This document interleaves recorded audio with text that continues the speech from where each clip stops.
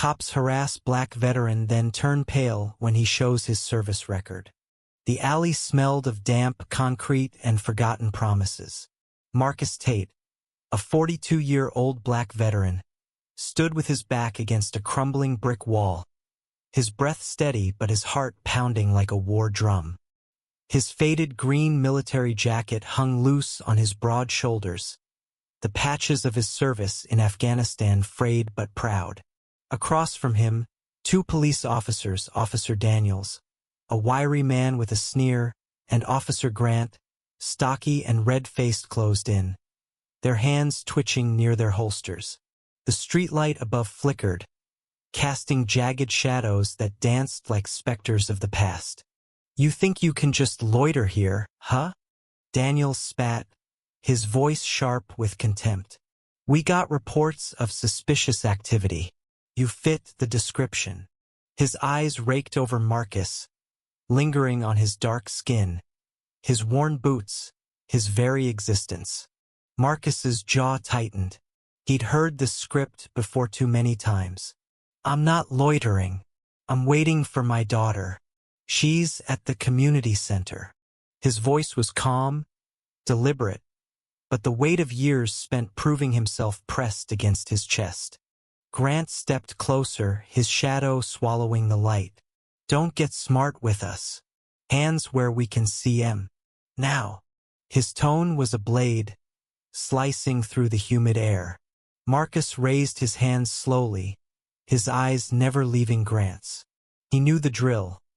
Stay calm, stay visible, stay alive. But the injustice burned, a fire that had smoldered since he was a kid in this same neighborhood, where his skin marked him as a target before he'd ever spoken a word. The confrontation escalated as Daniels grabbed Marcus's arm, twisting it behind his back with unnecessary force. "You got ID, or are you gonna make this hard?" he growled. Marcus winced but didn't resist. His mind flashed to Kandahar, to the chaos of war, where he'd saved lives under fire, where his courage had earned him medals now tucked away in a drawer. Yet here, in his hometown, he was just another suspect. "ID's in my pocket," Marcus said, his voice steady despite the pain. Grant rifled through Marcus's jacket, tossing his wallet to the ground like trash.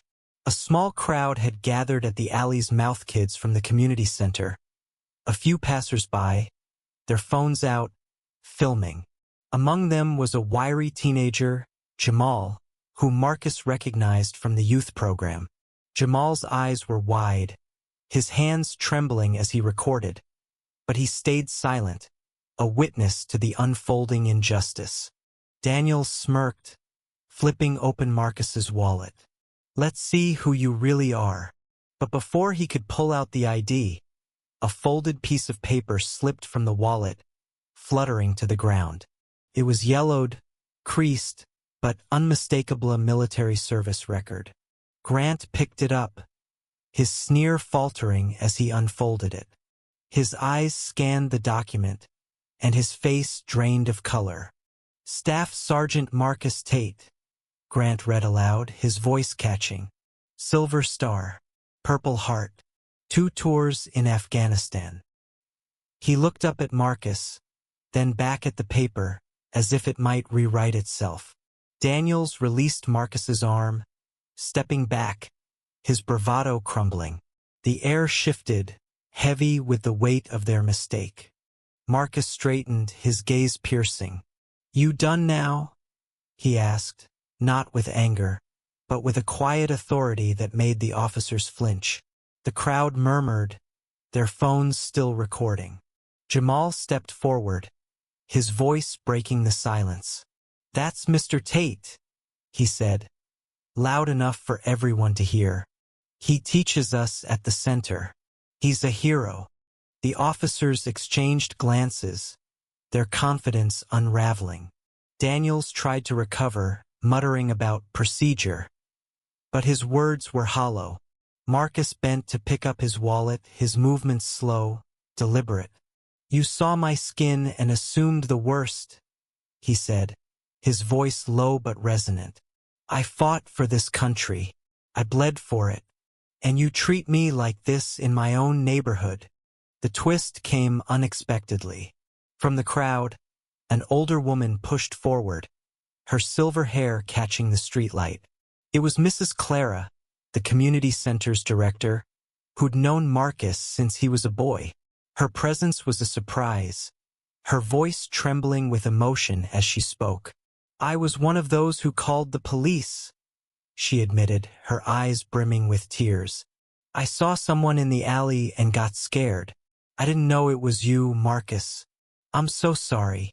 The revelation hit like a shockwave. Marcus's expression softened, but the pain lingered. Clara's mistake, born of fear and assumption, mirrored the officer's prejudice, exposing the deeper roots of distrust that plagued their community. She reached for Marcus's hand, her apology raw and sincere. You've always been our protector. I should have known better. Marcus nodded, his throat tight. He could have lashed out, could have let the anger consume him, but he saw the bigger truth. Fear and prejudice weren't just in uniforms, they were in neighbors, in systems, in hearts. He turned to the officers, who stood frozen, their authority diminished. You've got a job to do, he said. But so do I. I'm raising a daughter to believe in justice, in fairness. You make that harder every time you assume I'm the enemy. Grant handed back the service record, his hands unsteady. We didn't know, he muttered. But Marcus cut him off. You didn't ask. The crowd dispersed as Marcus walked toward the community center, where his daughter, Aisha, waited. She ran to him, her braids bouncing, her smile a beacon in the dusk. Daddy, she called, oblivious to the tension that had just unfolded. Marcus hugged her tightly, his eyes meeting Clara's over Aisha's shoulder. There was forgiveness there, but also a challengito do better to see better. As they walked home, Jamal caught up, his phone still in hand. I posted the video, he said, his voice a mix of pride and nervousness. People need to see this. Marcus hesitated, then nodded. Maybe the world needed to see not just his pain, but his strength, his humanity. The officers stood in the alley, their radios crackling with routine calls, but their faces were haunted. They'd seen Marcus's record, his medals, his truth. But more than that, they'd seen their own failures reflected in the eyes of a man who'd served his country while they'd served their biases. Marcus and Aisha reached their small apartment, where the walls were lined with photos of his unit, his medals, his life. He sat her down, telling her stories of courage not just from the battlefield, but from today, from standing tall against injustice. Aisha listened, her eyes wide, already learning the lessons her father lived. The night settled over the city, but the story didn't end there. Marcus's encounter, captured on Jamal's phone, spread online, sparking conversations about race, respect, and redemption. Clara vowed to rebuild trust at the community center, starting with herself. The officers faced scrutiny, but also a chance to reflect, to change.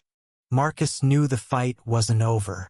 Prejudice was a stubborn enemy, rooted deep in hearts and systems.